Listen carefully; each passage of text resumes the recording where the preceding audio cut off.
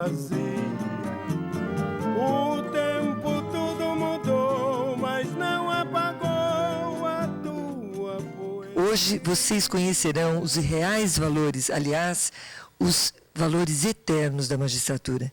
E mais, os homens que fizeram a história do Tribunal de Justiça do Estado de São Paulo. Alceu Amoroso Lima sempre dizia: tenho horror dos homens sem dúvidas, sem inquietações, sem procuras, certos de tudo. Homens infalíveis, dogmáticos, condenadores dos fracos. Presidente, no judiciário, ao lado das leis, encontramos seres humanos assim? Não conheci juiz algum com tais características. Eu acredito que não, porque, em primeiro lugar, no judiciário, nós colocamos as leis. Eu não conheci juízes infalíveis e tenho certeza que nenhum deles pretendeu ser infalível. Não há juízes infalíveis, nem homens infalíveis. Lamentavelmente, nós encontramos, são os vaidosos, são os presunçosos, são aqueles que pensam que sabem tudo, que são senhores da verdade. Isso existe em qualquer segmento humano. Na sociedade e na magistratura, os tipos humanos dessa espécie existem e revela a frágil contingência humana, a condição do homem, a fraqueza humana. Em todas as áreas do conhecimento humano, nós vamos encontrar sempre pessoas que se acham donas da verdade, que tudo sabem, tudo resolvem de forma correta e incontestável. Eu entendo que na magistratura, como em outras atividades humanas, infelizmente, nós encontramos pessoas assim. E quanto à capacidade de tomar decisões acertadas, que Santiago Dantas definia como inteligência positiva, o senhor concorda com isso?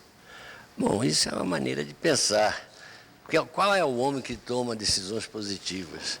Muitas vezes as decisões que eles tomam, mesmo no sentido ou no outro, estão erradas ou menos felizes. Concordo, porque essa sempre foi a preocupação de todos os julgadores que eu conheci. Concordo plenamente. Eu concordo.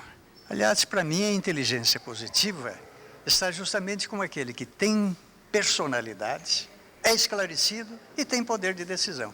Concordo. Nada passa pelo intelecto sem que passe pelos sentidos. Eu concordo plenamente com a ideia dele. A vida sempre nos coloca diante de situações em que nós temos que decidir, tomar opções. Plenamente. Eu conheci magistrados que apanhavam as coisas no ar, o início do voto de um, davam a decisão absolutamente correta e irrepreensível. Diga uma palavra, desembargador, que na ocasião definiria sua vida depois que o senhor deixou a presidência do Tribunal de Justiça. Sinto muito porque seriam precisas muitas palavras para definir tal situação de espírito naquela ocasião. Bom, eu parei de fumar, porque aqui no Tribunal de Justiça, eu procurava o fumus boni juris, fumo do bom direito. Aqui eu aprendi, aqui eu vivia. De maneira que eu perdi meu vício. Tristeza. Eu acho que isso aí é quase que um lugar comum, é a saudade, não é? É a saudade. Vou levar a vida inteira, a saudade é minha companheira. Eu diria que a minha vida depois da presidência se resumiria na saudade que eu tenho dos colegas e da convivência no tribunal. Bom, eu deixei a presidência do tribunal, mas não deixei a magistratura. Eu continuo realizando o sonho, que foi o sonho da minha vida, de ser juiz. Digo 2, missão cumprida, ou 3, adeus às armas. Se o senhor pudesse refazer a sua gestão, a faria diferente? Rigorosamente da mesma forma. Eu suponho que repetiria semelhantemente tudo aquilo que eu fiz nos meus 40 anos de magistratura. Não digo que eu a fizesse diferente, eu apenas complementaria. No contexto do período, com os meios disponíveis na ocasião, eu faria aquilo. Mas, evidentemente, com a experiência largamente adquirida, provavelmente faria outras coisas. De forma alguma. Tudo aquilo que eu fiz foi em benefício da instituição e dos magistrados de modo geral, de sorte que não mudaria absolutamente nada. Não diferente, mas talvez eu corrigisse alguns equívocos que eu possa ter cometido. Bom, eu tenho certeza que seria diferente, porque a minha gestão consistiu apenas uma caixa de ressonância das ideias dos meus colegas que me elegeram. O que é simples verdade? Verdade é a busca constante da verdade. Eu não posso viver sem a verdade. Sorte que a verdade é a própria vida. Teoricamente, a verdade seria o que parece evidente. Foi, pelo menos, o que Descartes respondeu a Voltaire. Mas o que é evidente? O Voltaire disse: todos nós sabemos que o Sol é imenso.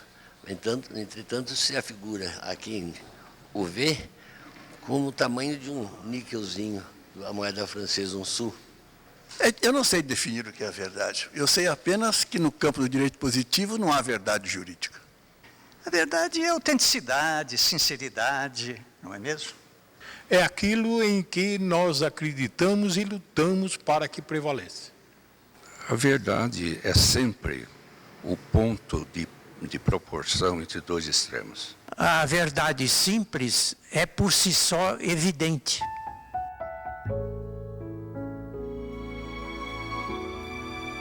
Uma atitude que demonstre afeto, presidente. O propósito de ouvir os companheiros, os colegas, os juízes mais novos, tentar ajudá-los nas suas dificuldades, seja na área jurídica, seja fora dela. É muitas vezes a tolerância. Amar ao próximo como a si mesmo. Para mim, é o apoio nos momentos em que nós estamos efetivamente necessitados de apoio. Uma manifestação de solidariedade como a que recebi de meus colegas de turma de 57 da Academia de São Francisco, num tempo memorável.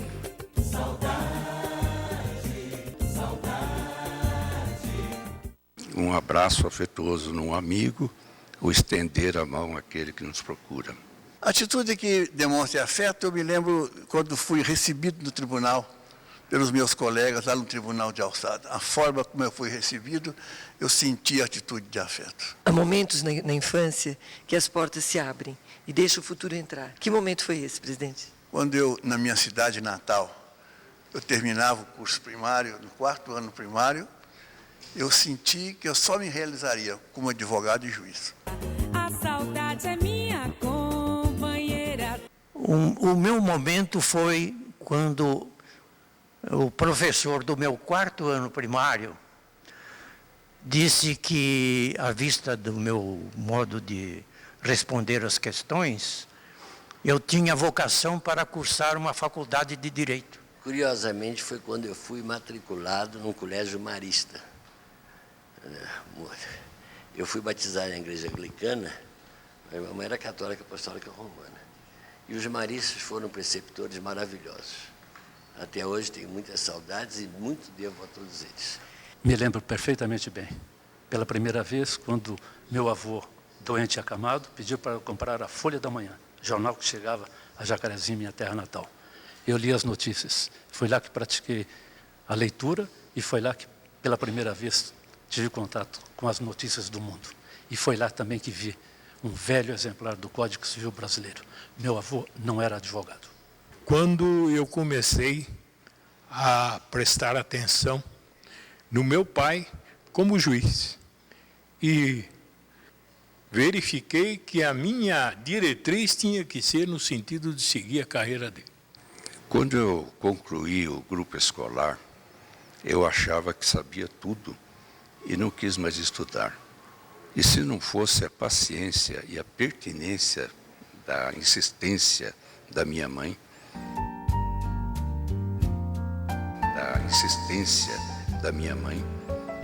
e este conselho me valeu muito, porque eu prossegui nos estudos e pude realizar este ideal de ingressar na magistratura. Ora, para mim, foi quando eu terminei o grupo escolar, o curso primário. Não é aquela perspectiva do ginásio, depois do colégio, eventualmente a universidade, não é? Nem tudo que reluz é ouro. Muitas vezes aquilo que nós apresentamos como verdade pode ser uma fraude. E nem tudo que balança cai. Por isso é que a glória é efêmera. Bom, eu responderia dessa forma. Belo por fora, por dentro, pão bolorento. não se pode deixar iludir pelas aparências e os homens não podem, né, ser seduzidos por ela, seja sob o aspecto material ou pessoal, principalmente os magistrados. Muitas pessoas julgam as coisas, as pessoas pelas aparências, né? E é sempre necessário ver a essência da pessoa. É evidente. Isto, inclusive, essa frase, inclusive, chama atenção para aqueles que, sem conhecer a magistratura, eventualmente vão seduzidos pela posição do juiz, esquecendo as dificuldades, os problemas, as agruras que a carreira possui. O improviso não existe. Ele vem escrito na alma de quem o profere. Palavras do saudoso Ibrahim Nobre. É isso mesmo, desembargador? É isso mesmo, eu concordo plenamente com o Ibrahim Nobre. Eu acho que o improviso não existe. A resposta ou a questão já está respondida no íntimo. Foi uma bela metáfora do Ibrahim. O improviso existe. Existe e nos colhe de surpresa, claro, senão não seria improviso. Concordo plenamente. Se existisse, não seria propriamente um improviso, né? Ele pré-existe. O improviso pré-existe. É isso, concordo plenamente. Eu acredito que sim. Acho que a nossa experiência de vida é que fala por nós nesses improvisos que às vezes temos que enfrentar. Concordo. O improviso está, efetivamente, na alma das pessoas. Agora, é claro que o improviso se agiganta quando, evidentemente, estamos diante de um vocacionado, de um inspirado. Aí, então, nós temos aquilo que corresponde ao total da improvisação. Com toda a sua experiência de vida, o senhor não acha, por vezes, ou melhor, por várias vezes, que os homens apoiam-se nas patas de trás? Não, absolutamente. Os homens podem apoiar-se em outros pontos. Nós, patas de trás, nós não temos. Nós apoiamos a nossa inteligência, a nossa ciência. Em outros pontos nós nos apoiamos, erradamente às vezes, mas não nas patas de trás. Sim, muitas vezes. Sim. Daí a violência de todos os dias e que não é só da época moderna, é desde a antiguidade. Eu teria que dizer que, lamentavelmente, é claro que animal é um gênero, o homem é um animal também, mas aqueles que são animais no sentido estrito e acabam se apoiando nas patas de trás, exatamente porque tem 4 patas. Sem dúvida nenhuma. É triste concordar com isso, mas é bem por isso que La Fontaine dizia que procurava instruir os homens com os animais. Olha, sem dúvida nenhuma, e se nós dermos uma olhada em torno do que acontece nos dias atuais, nós vemos isto com as pessoas reagindo de forma brutal e violentamente por qualquer coisa, quando normalmente não se justificaria nunca uma atitude dessa. Sem dúvida. Eu acho que o mundo que nós vivemos hoje, infelizmente, leva as pessoas, às vezes, a uma posição de defesa. Eu não gosto disto, acho que a pessoa deve manter-se erecta e com a espinha certa. Né? Por mais que soubermos, muito pouco teremos chegado a saber, disse Rui Barbosa. Depois de tanto saber, o senhor sente dessa forma? Bom, se Rui Barbosa falou, é claro que eu teria que concordar. Mas eu só acrescentaria dizendo, o nosso conhecimento é uma gota d'água. A nossa ignorância é um oceano. Eu sinto, quase socraticamente, que é difícil saber alguma coisa. Nada sei, pouco sei, mas eu concordo plenamente com a frase do genial Rui Barbosa. Evidentemente, o saber não tem limite, no conhecimento não tem limite, de sorte que, por mais que consigamos reunir conhecimento, estamos muito longe daquilo que poderíamos chegar em benefício da comunidade de um modo geral. Mas eu acho que quanto mais nós estudamos, mais aprendemos e vemos que nós conhecemos muito pouco. Eu sinto que hoje sei cada vez menos e muito pouco.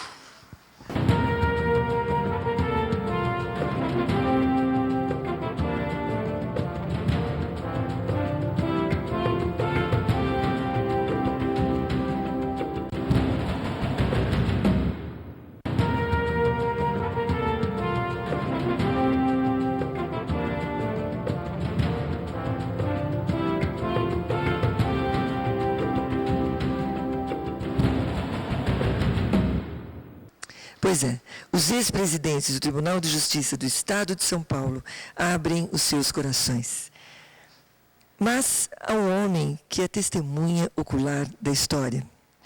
Magistrado também, hoje aposentado, o Dr. Nicanor Batista, convidado desse programa e que acompanhou todos esses doutos do direito e certamente saberá contar inesquecíveis detalhes dessa grande história.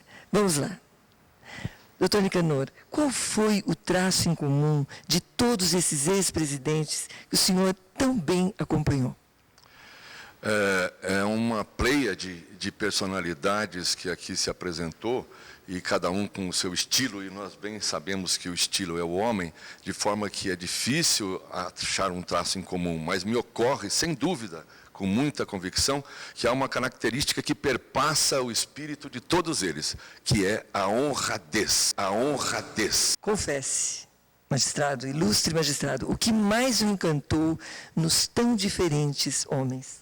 Foi o sonho que cada um acalentava ao assumir a presidência e a perseguição deste sonho por um biênio ininterrupto, dia e noite. Por outro lado, o que mais o desiludiu? Houve desilusões, não é mesmo? A desilusão maior foi o término do mandato com metas a serem cumpridas. Bem poderiam estar prestando grandes serviços à justiça e alguns aposentados há mais de 20 anos que poderiam, como o juiz, quanto mais experiente, mais sábio, poderiam estar ainda integrando a nossa magistratura. Pois bem, presidente, o direito não é só o que se sabe, mas também o que se sente. Palavras sábias do sergipano Tobias Barreto. Pergunta, no decorrer do seu ofício, o senhor vivenciou essa premissa? Nem a lei enquadra todo o direito e nem todo o direito engloba toda a justiça. Vivenciei, muitas vezes. Porque muitas e muitas vezes nós decidimos também com o coração. Direito e sentimento se completam, se integram. Porque o direito é justamente a arte do bom e do equitativo. O que não se pode jamais deixar de lado quando chega a aposentadoria? Não pode deixar de manter acesa a chama do ideal. É continuar a viver, eventualmente, com a vida direcionada no mesmo rumo da vida anteriormente vivida. Apesar da aposentadoria, não se pode deixar de lado a nossa vivência, salvo pela perda da memória.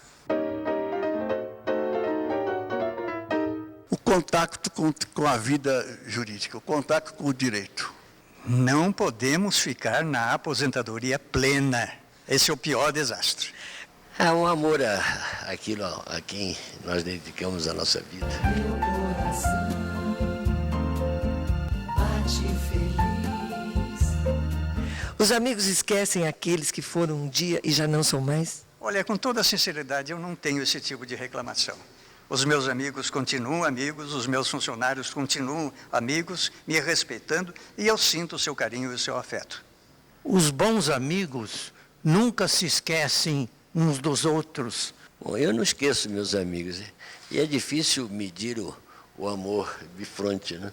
O nosso a gente sabe, os outros, quem sabe.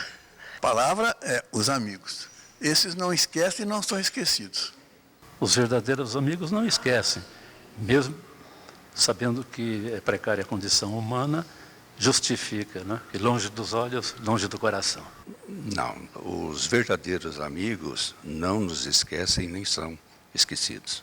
Quando existe amizade, quando é amigo, nós nunca deixamos de ter um relacionamento muito bom com essas pessoas e nunca sentimos o abandono. Quando existe amizade, quando é amigo, nós nunca deixamos de ter um relacionamento muito bom com essas pessoas e nunca... Pois bem, a sua vida, ao longo de todos esses anos, tem sido o Tribunal de Justiça. Se alguém lhe perguntasse o que é o Tribunal de Justiça, em meio a ideais e sonhos, o que responderia? Hoje o tribunal efetivamente se alarga na representação da comunidade judiciária paulista. E como órgão do Poder Judiciário e ligado a ele por afeto antigo e crescente, a mim resumiria o tribunal como sendo uma grande saudade e uma grande esperança. Saudade Qual foi a sua lição de vida, presidente? Lição de vida é amar. A minha lição de vida é amar, amar o próximo, fazer justiça, sempre com sentimento idealista. Foi a minha participação social nos meus 40 anos de magistratura. A minha lição de vida foi ter podido, durante toda a minha carreira, contribuir um pouco, ainda que muito modestamente, para ajudar a coletividade. Aprender a trabalhar no sentido de fazer valer aquilo que é de interesse público. A minha lição de vida, eu acho que deve ser essa, é saber viver cada idade da vida com as necessidades próprias da idade. Deixo apenas uma lembrança da perseverança de um jovem paranaense que saiu de Jacarezinho, a grande cidade no norte do Paraná, e veio para São Paulo cursar a Academia de Direito do Largo São Francisco. Ingressou na Faculdade de Direito, subiu todos os degraus da carreira e alcançou aquilo que não poderia jamais imaginar, a presidência do Tribunal de Justiça. Qual foi a sua lição de vida, presidente? A lição de vida, eu diria o seguinte: a vida é um aprendizado constante. A cada instante eu estou aprendendo. Como estou aprendendo agora com a senhora e com os colegas que já se manifestaram. Nosso querido e imortal poeta Paulo Bonfim, diga-nos, através dos seus versos, o que representa o Tribunal de Justiça.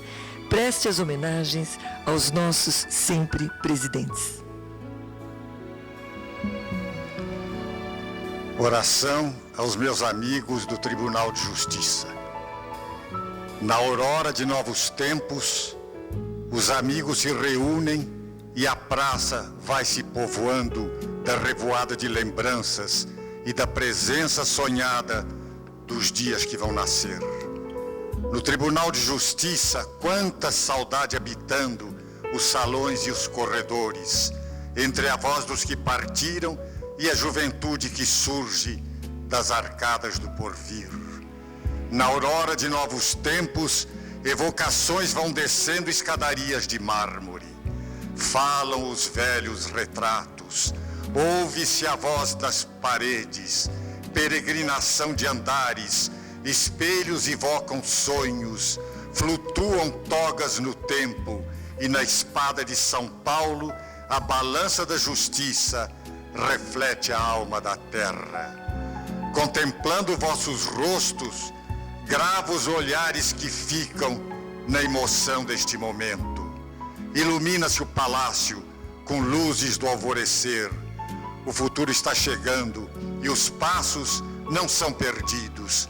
No recordar das comarcas, na palpitação das câmaras, no dourado das plenárias, em vossas mãos colocamos a esperança que renasce, o ideal de Piratininga, o brio de nossa gente, a confiança que desponta na aurora de novos tempos.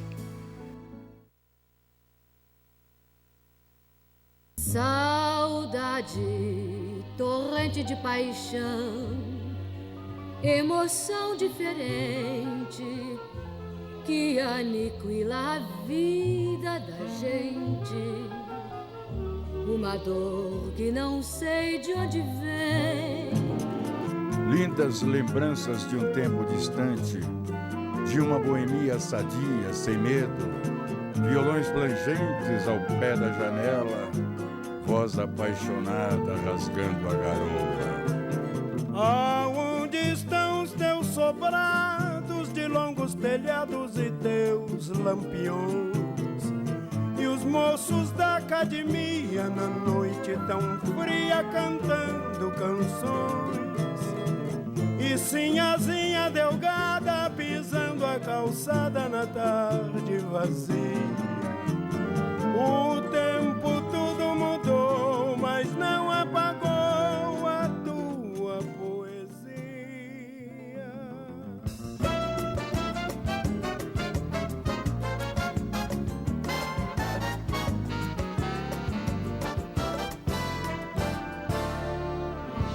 Não mudou, não se apagou a tua sede.